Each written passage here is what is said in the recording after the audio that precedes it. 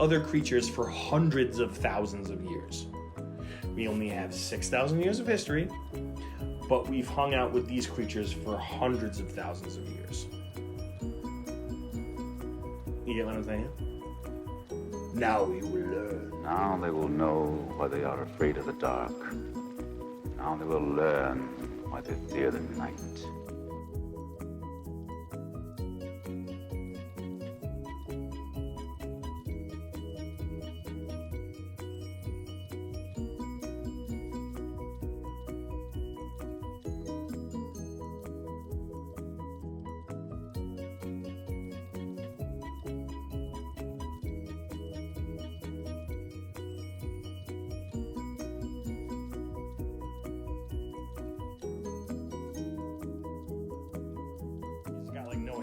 Well, he's got a little hair on him, but it's not compared to these other guys. But.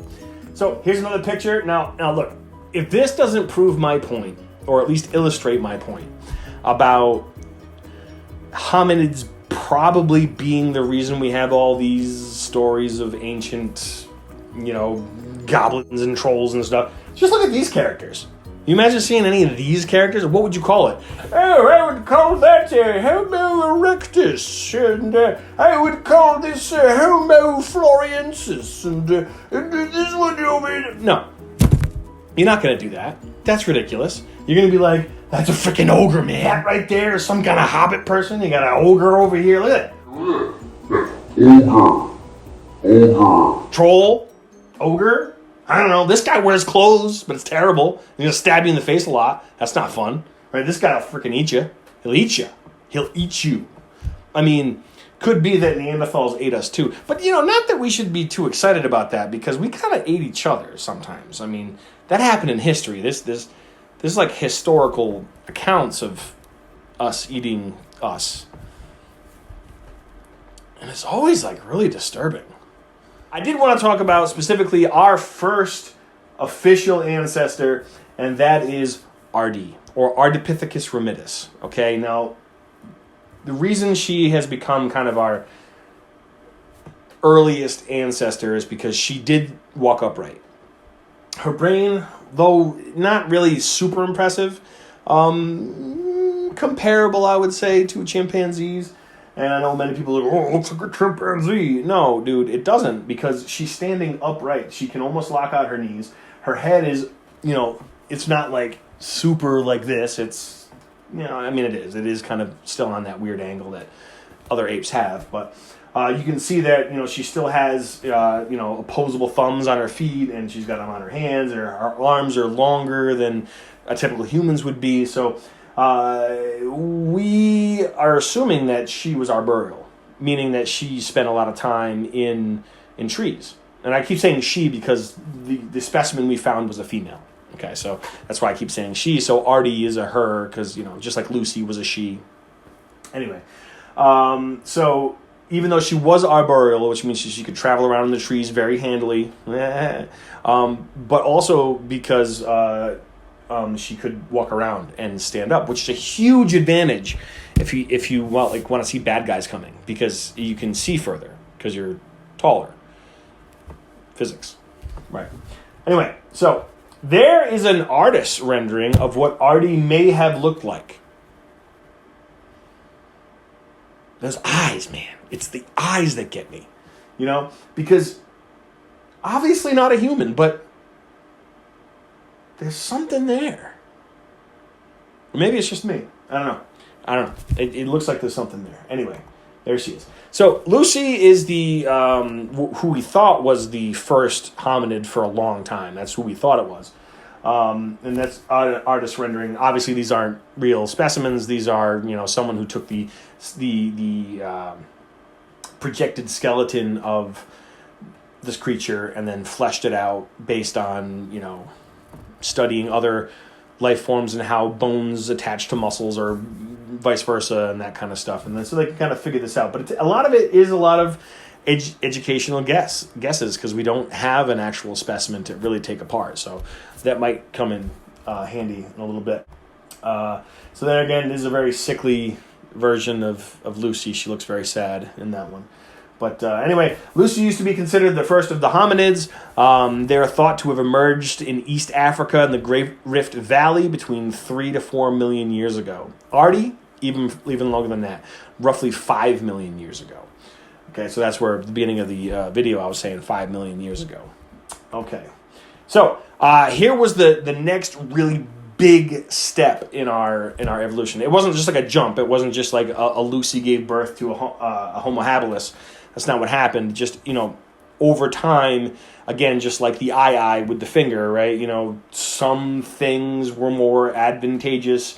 They were healthier. They could have more offspring, right? So Homo habilis, or handyman as we like to call him, was actually smaller than Lucy. It's actually shorter. So you would think, oh man, well that's ridiculous. It's, they're not going to be as successful as Lucy was. Actually, here's the thing. Handyman's brain was almost twice the size of Lucy's. Twice the size. It was a big jump. Big jump. Handyman could make tools. All right, so here are some examples of the tools he's making. Man, you can tell that these aren't just like half rocks or busted rocks. Like these are shaped tools for specific purposes. I always think that, these artists' idea of what Homo habilis looked like. I mean, look at that. That doesn't look like a human, but doesn't not look like a human, right? What would you call that? What would you call that thing? This thing is probably about 4 feet tall. I don't know how much time we really spent with Handyman, but what would you call that?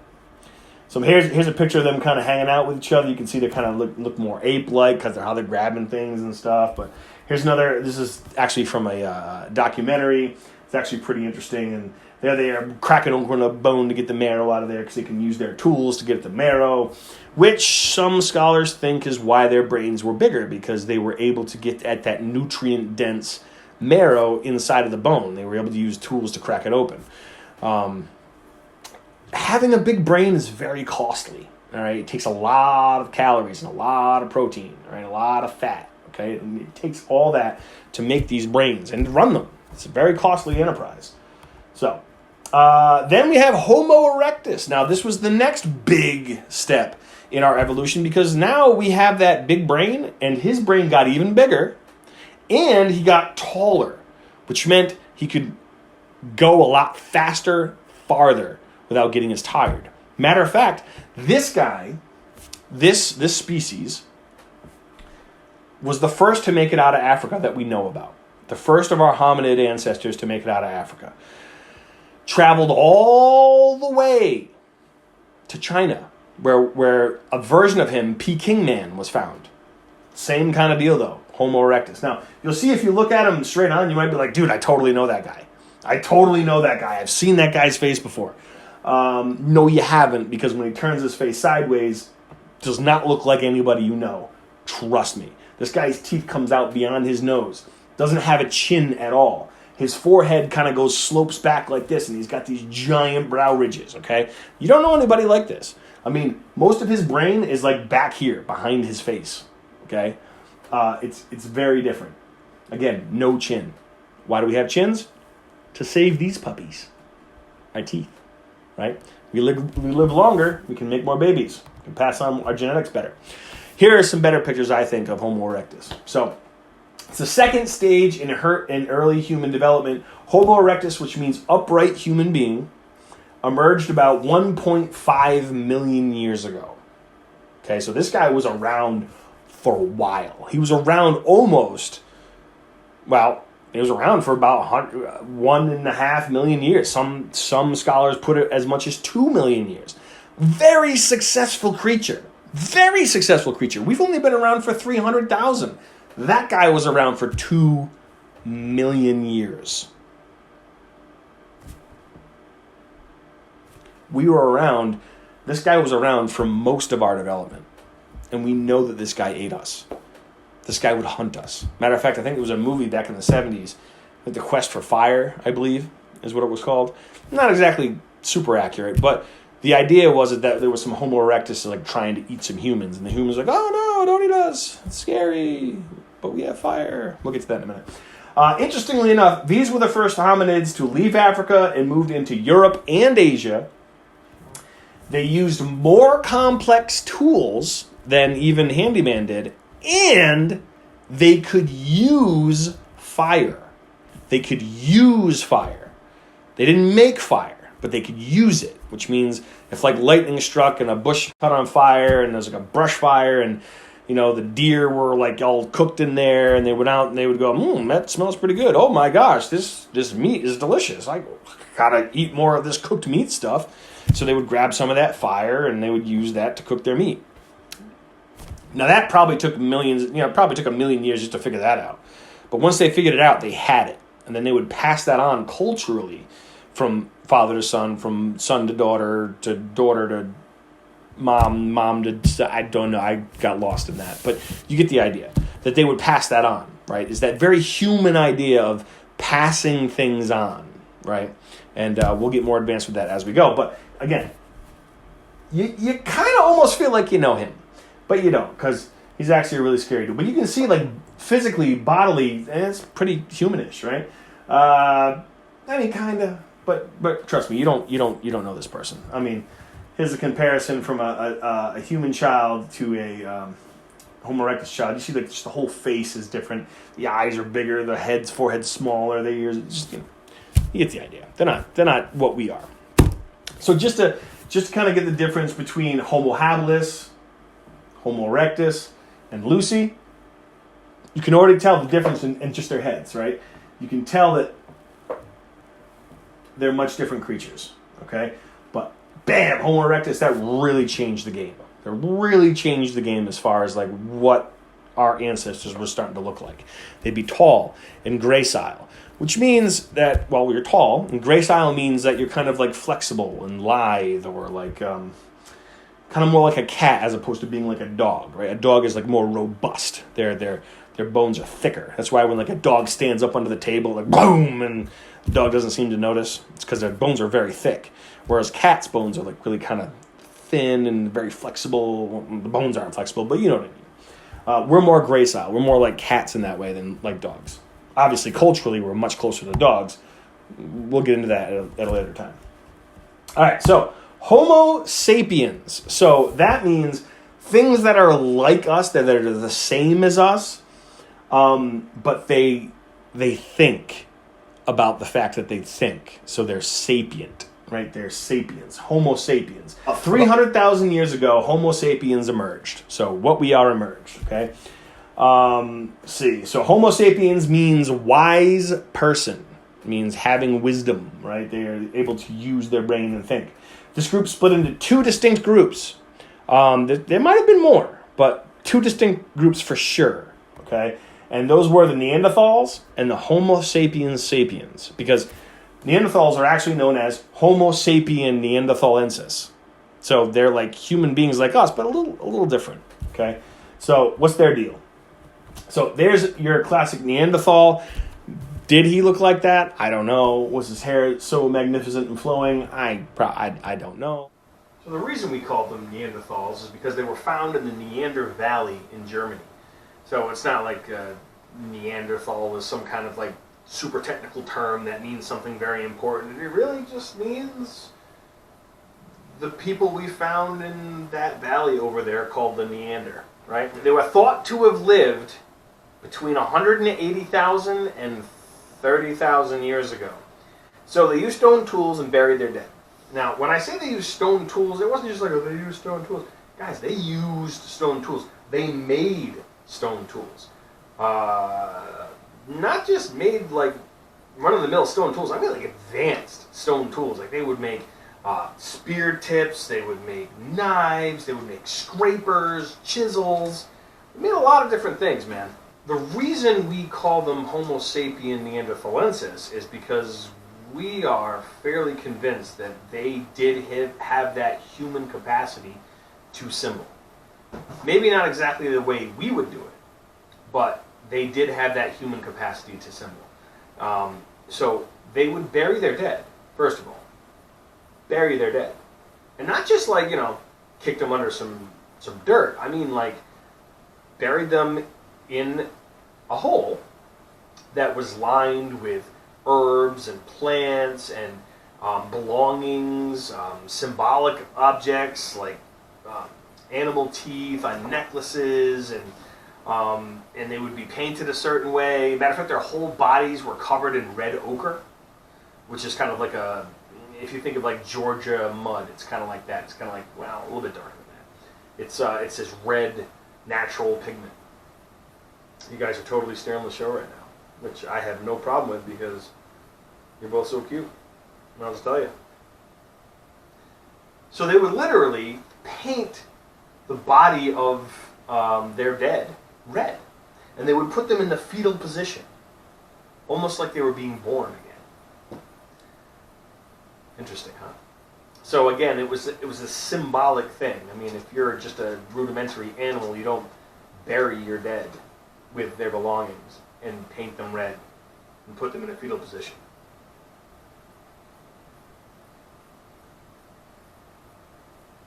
Homo Sapien neanderthalensis. So they were very, very human. They were human. Matter of fact, they were so much so human that most people of European descent, any European descent at all, will roughly have anywhere from 2 to 6% Neanderthal DNA. Which means we did intermarry with the Neanderthals, or at least we did have children together at some point. Whether that was on purpose or some other way, we obviously don't know. We didn't keep history books back then. So, who knows? But they were killed off by Homo sapiens? Well, this is kind of what I'm talking about. Were they killed off, or were they just outbred?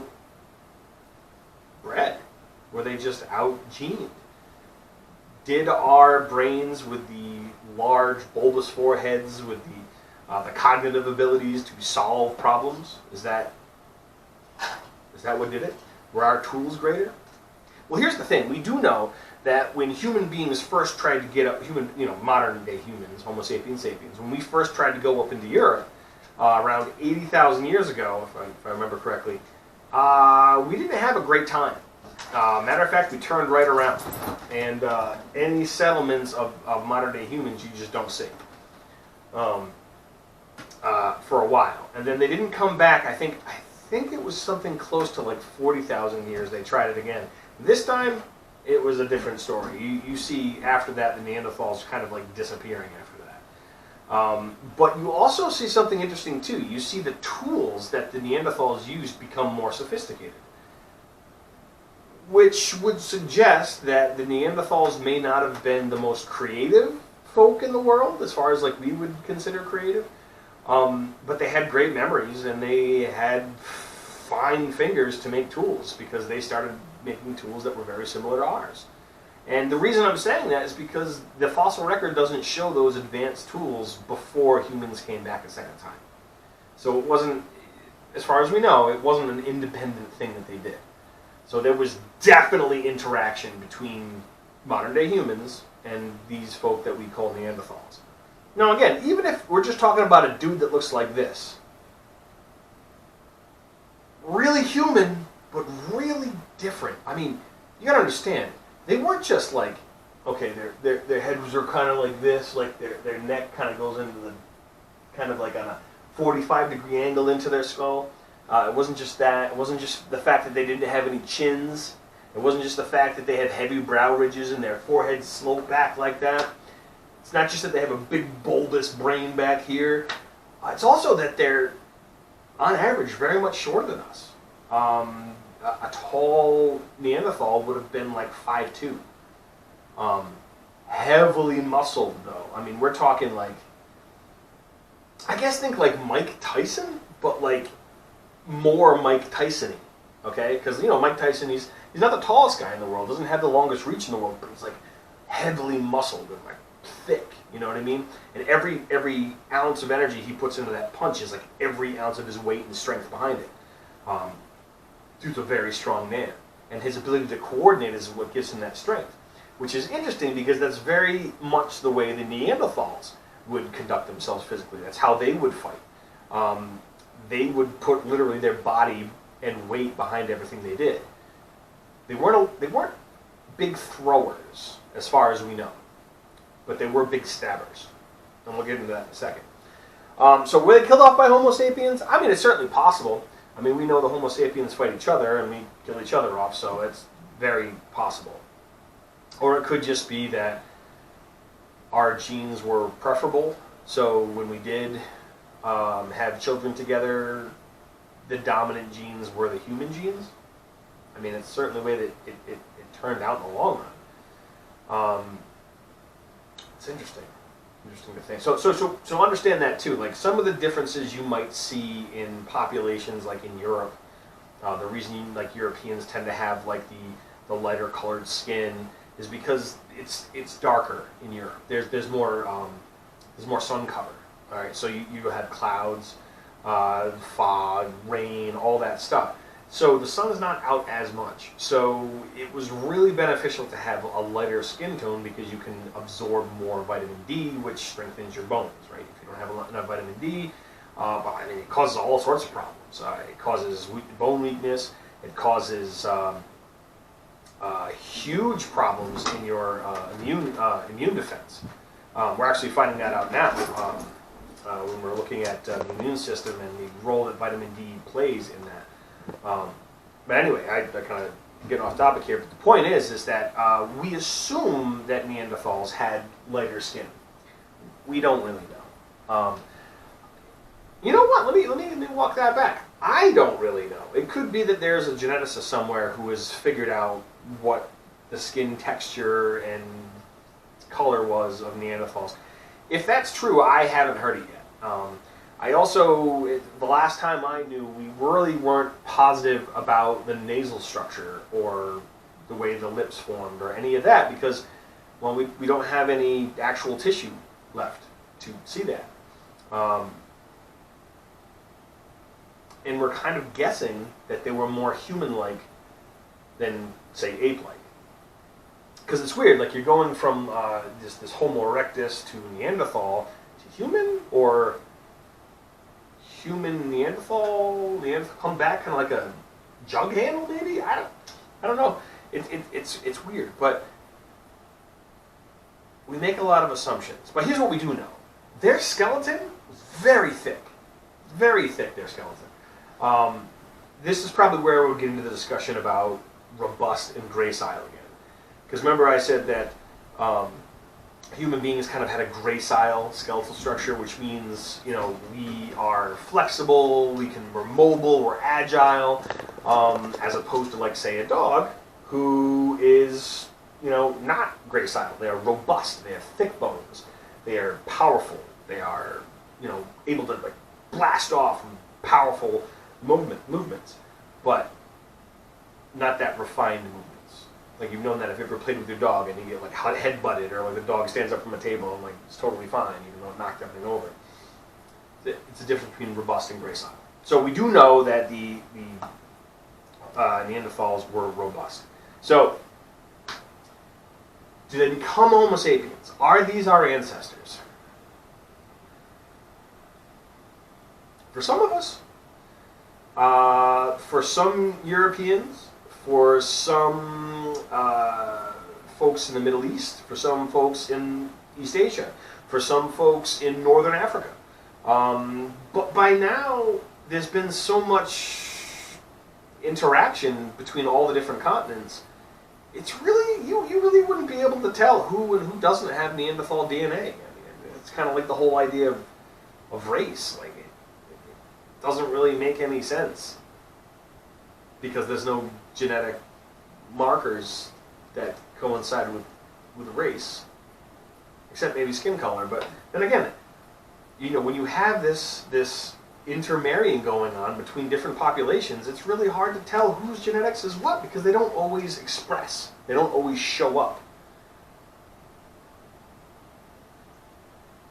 Italians tend to have the most Neanderthal DNA. Not sure why. Well, obviously, because that was some kind of epicenter for intermarrying or intermating. We don't know again why it is that they continue to have that genetic expression, or why it's so strong.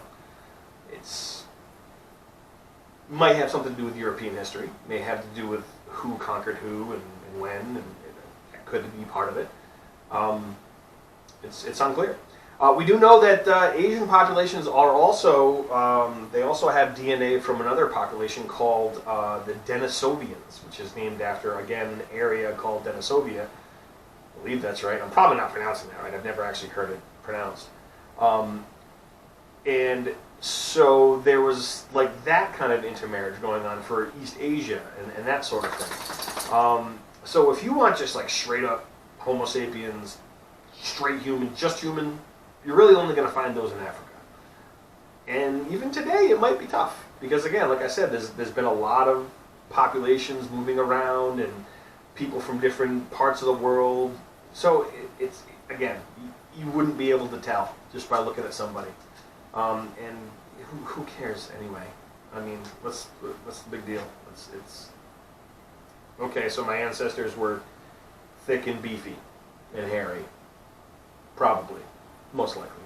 Just to kind of look at the differences in the skulls, you can kind of see what I was talking about earlier. Here's a human skull. You can see that it's more narrow. The face is more narrow. The brow ridges aren't as formed here. I mean, you can kind of feel them, right? You can feel your own brow ridges. You can. Some of us have bigger brow ridges than others. Like I kind of got this crazy forehead, right? But I also have these little brow ridges. The Neanderthals had big brow ridges. So if you wanted to like break an orbital bone, right, of a Neanderthal, it would take some doing. You notice, again, no chin. There's no chin on the Neanderthal, as opposed to the Homo sapien. We have this chin, which the assumption is it protects our noses and our teeth. And you can see that the insertion point for the Neanderthal skull is actually, again, at that 45-degree angle. And it just looks different. You look from side to side, this is kind of more of a flat face, where this is kind of more of an elongated face where the teeth are more prominent than the chin. So, Homo sapien neanderthalensis. You can see that the tools are much more advanced. They're much more subtle in their creation that we saw than the other hominids that we were looking at. And again, once they interact with humans, modern-day humans, they're going to get even more complex. And what you're seeing is an artist's rendering of what Neanderthals would have maybe kind of lived like. Typically, we find their remains in caves, sometimes with cave bears, sometimes before and after. So sometimes like a cave bear, which is a giant bear. You should totally look it up. Maybe I'll put it in the video. There's a whole book series called Clan of the Cave Bear, which is really interesting. A really good book series. Very adult, so I wouldn't necessarily recommend kids read them until they're like maybe teenage age. But the fact is that we know that they lived in caves. Did they live outside of caves? Most likely. Do we have any evidence of it?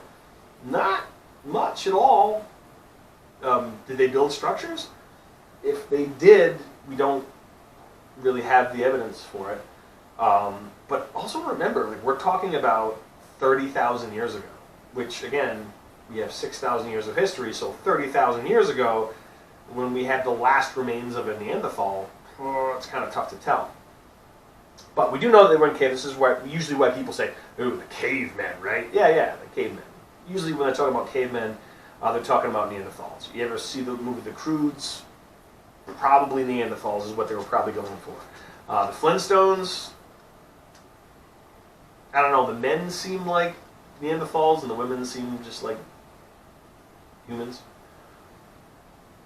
Interesting, that. Kind of goes back to the, anyway, whatever. You make your own conclusions. I don't know. So here is a photo of a artist's rendition of what we would consider an adolescent female. So this would be like I believe a 13-year-old female. Now if you're like, holy mackerel, Thorpo, that's a rough-looking 13-year-old. Well, yeah, we're pretty sure that they aged faster than us. So they would reach maturity probably around the age of 7 or 8, and then they would maybe die somewhere around, 30. I mean, which wasn't unusual for even humans, but it's not a long life. So, you know, you're probably going to be having children at the ripe old age of 10 or 11. So, for the females anyway. Males, obviously, well, I don't say obviously, but they tend to, we assume that they're a little bit more delayed in developing modern day humans. Here we have a gentleman of the ripe old age of 30. All right, I'm 41, just to give you perspective. Okay, hard life. But hey, when you make a living running full speed football style and like shoulder tackling a woolly rhinoceros and try to stab it to death with a sharp stick, you might look a little rough too. Yes, they would literally shoulder check animals, like run into them and shoulder check them and stab them with sharp sticks that they harden with fire. And sometimes they would put one of their excellent stone blades on there as well. Here's a more European or Chuck Norris looking individual. I always kind of think like, okay, this is what Chuck Norris would look like if he was a Neanderthal. I mean, hey, you kind of know that guy, but no, you don't, because look at how small his forehead is. That's a small little forehead. Look at how big that brow ridge. See how it kind of goes out the side there? That's a big old brow ridge. Look at the size of his nose. It's giant.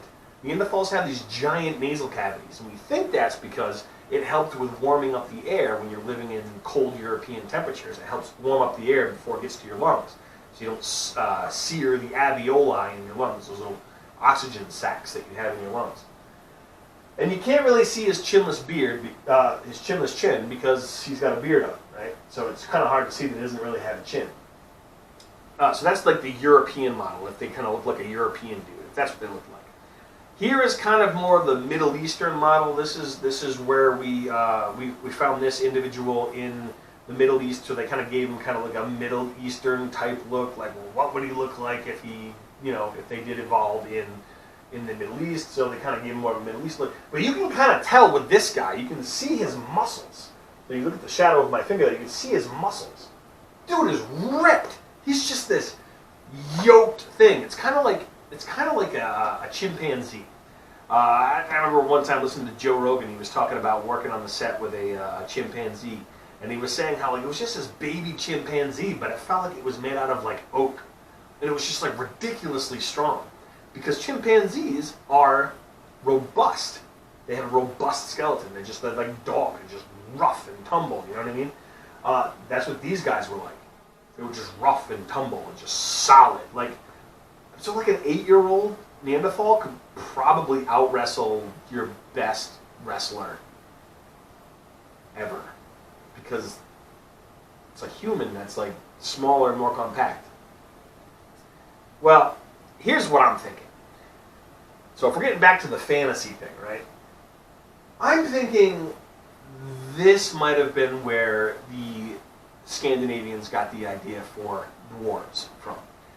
Maybe there was a population of part Neanderthal, part human, maybe, or maybe just straight up Neanderthal, still living in Scandinavia, pockets of it. I mean, that's the whole idea behind Michael Crichton's book, The Eaters of the Dead. It was made into a movie with Antonio Banderas, The 13th Warrior. So that's kind of like the whole idea there, where you would have these Neanderthals, this pocket of Neanderthals that survived up until the point of like the Dark Ages or something, right? Great fantasy. So like, I don't know if you're familiar with the story of Eaters of the Dead or 13th Warrior. Great concept. And the concept was that there was this Islamic scholar who ended up traveling to Scandinavia and actually ends up transcribing the story that inspired the book Beowulf. So there's like a character who plays the Beowulf type character, the Ven that they call them, or the Vendel, right? Or they're the Grendel, right? They're these trolls, these ogres, right? And then the dragon was actually the Vendel coming down out of the mountains and creating like this weird like fire serpent deal. But anyway, I'm getting off the topic. they're shorter and super muscular. So you think of like Gimli from like Lord of the Rings, right? He's short but like super muscular, like wicked strong. So I'm thinking like that might be one version of like the mythical creatures. It could be a dwarf. Could be these creatures, right? They're super strong. If they worked with metal, imagine how amazing they would be at working metal. It would be pretty cool.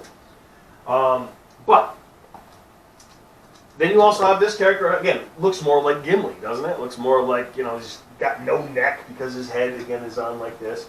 He's just this strong, solid thing just tearing bits and pieces of a deer apart. Here you can see the two different skeletons. You can see side by side. This is the, you can see the shadow of my hand here.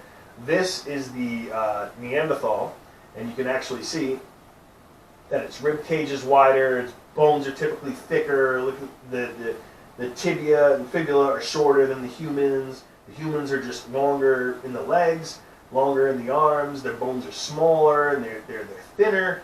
You wouldn't want to get into a fight with a Neanderthal. It wouldn't end well. At least barehanded. I think just about any Neanderthal, male or female, young or old, would handily hand just about any Homo sapien their own teeth. It wouldn't be good. Anyway, this is interesting because when we're talking about Neanderthals kind of disappearing 30,000 years ago, it's kind of iffy because we have this individual that we found, which an artist obviously put flesh onto, who was roughly half and half Neanderthal and Homo sapien sapien. So we do know, and I believe we found this individual in Spain, I think, the Iberian Peninsula at least. But the point is that we know that there was intermarriage, there was interbreeding. So some humans are related to Neanderthals. That is true.